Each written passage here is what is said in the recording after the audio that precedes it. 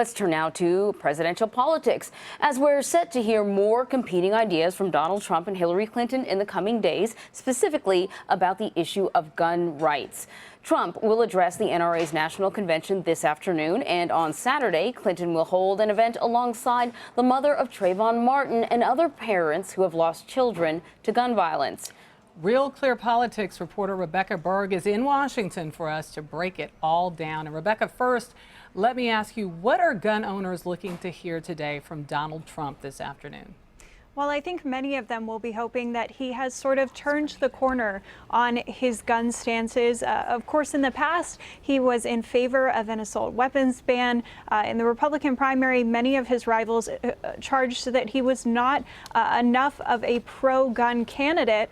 Of course, more recently, Donald Trump has endeavored to appear more pro-gun than he has been in the past. And during the primary, he took a very strict pro-gun sort of policy, but because of his past stances, he has some work to do in terms of persuading conservatives in the party that he would actually follow their beliefs if he were to be elected president. And that's what he's going to be trying to do in this meeting.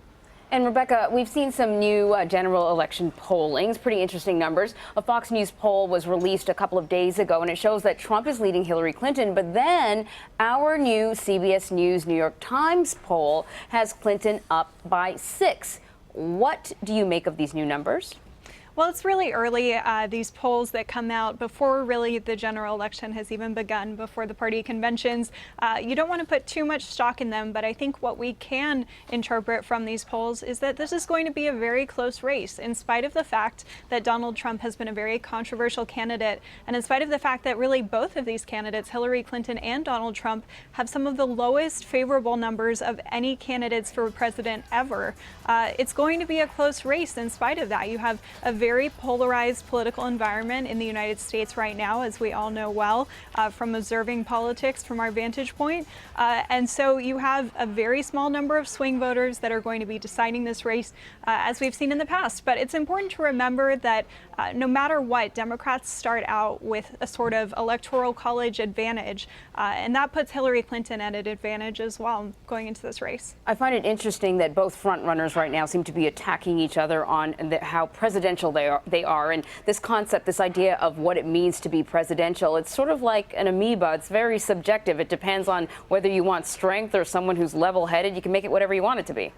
Precisely. And we've seen in the past that the experienced, the qualified argument has its limits. I mean, that's the argument that Hillary Clinton made in the 2008 primary against Barack Obama. That's the argument that John McCain made against Barack Obama in the 2008 general election. And of course, Barack Obama, the less experienced and some would say less qualified of those candidates, won his primary and the general election. So it's certainly an argument that the candidates will be making, that they are qualified to sit in that office and in the White House, but it does have its limits. And ultimately, the main question that voters are asking here is who is the candidate that they most trust to make smart decisions and to be good stewards of U.S. policy.